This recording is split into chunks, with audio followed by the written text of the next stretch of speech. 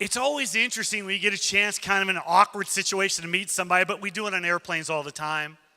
How many times you ever had that same angle like, And you got into a great conversation. After about 15 minutes, your neck was starting to kill you. And you're like, okay, I want to pay attention. This person's totally awesome. And I was on a flight a while back and coming out of Minneapolis, and the lady sitting next to me and then her husband. And I just said, hey, so you guys get on a plane here? And she said, no. I said, oh, just transferring on? She said, yeah, we started in Boston this morning. I said, oh. I said, cool. And then I went, wait a minute. This was Wednesday after the marathon bombing on Monday. And I just looked at him and said, were you in the marathon? And she said, yeah. And all of a sudden, the ears went up, and I was just like, and she said, but we don't really have a story. I said, what do you mean? She said, we finished, the bombing went off about 4:09, and she said we got finished about 3:40, and so we were already gone and actually back in our hotel when my phone rang. And she said, I looked at my phone, and it was my mom, and she goes, Mom, what's up? She said, are you okay? And she goes, well, what do you mean, am I okay? And she said, well, the bomb. She goes, what bomb are you talking about? She said, because we had got away from it. We were in our hotel and not turned the TV on. That was the first.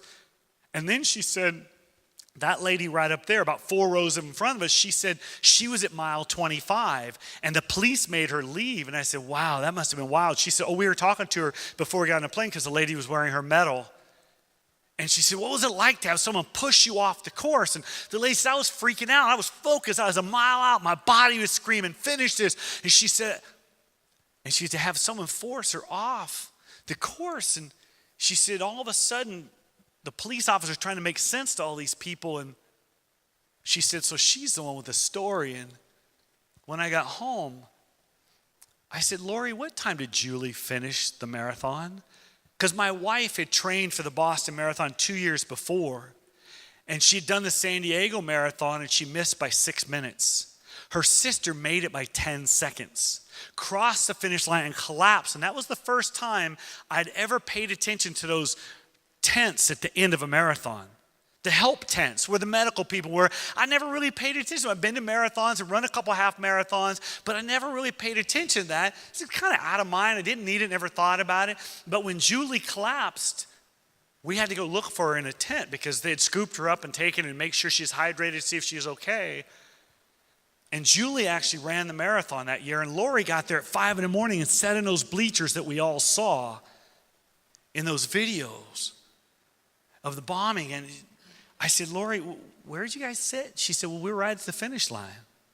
What time did Julie finish her race? 4:09 or 4:10, excuse me. She finished at 4:10. So I said, 2 years ago, you were sitting in that exact spot. And she said, yeah, I guess I really hadn't thought about that. But, and all of a sudden, I looked at that a little bit closer because, they played the video over and over and over.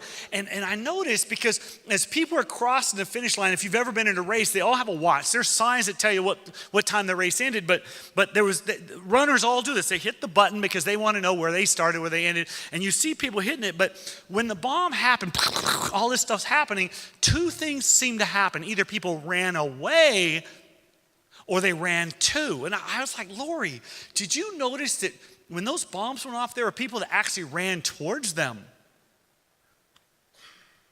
And she said, yeah. She says, I guess I've been watching the footage enough that I didn't think about it. But see, most people, they heard the bomb and they show them running away. The runners, the people in the bleachers scrambling, doing anything they could. But there were a group of people that actually ran towards the bomb, towards the explosion, towards the scene. And because of their response, because of their decision to run towards it, they actually were able to save some people's lives because they got to them so quick.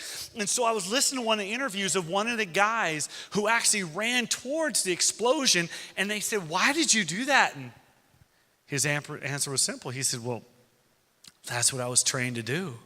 He says, I was a medic in Vietnam. And he said, that's what I was trained to do. They talked to a woman and they said, why? She said, well, that's what I was there for. She said, I was in the medical tent. That's what I was there for. And then I stopped and I asked myself a pretty personal question.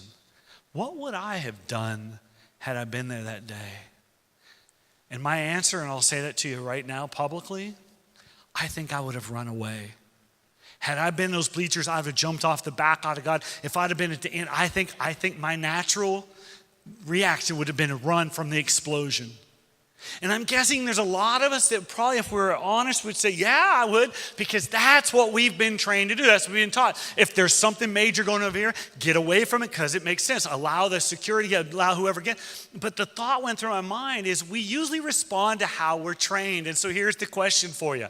How is it you've been prepared? How is it you're going to be prepared? How is it you would like to be prepared to make an impact in the world? Because those people that were in those medical tents saved lives because they responded so quickly and they were prepared.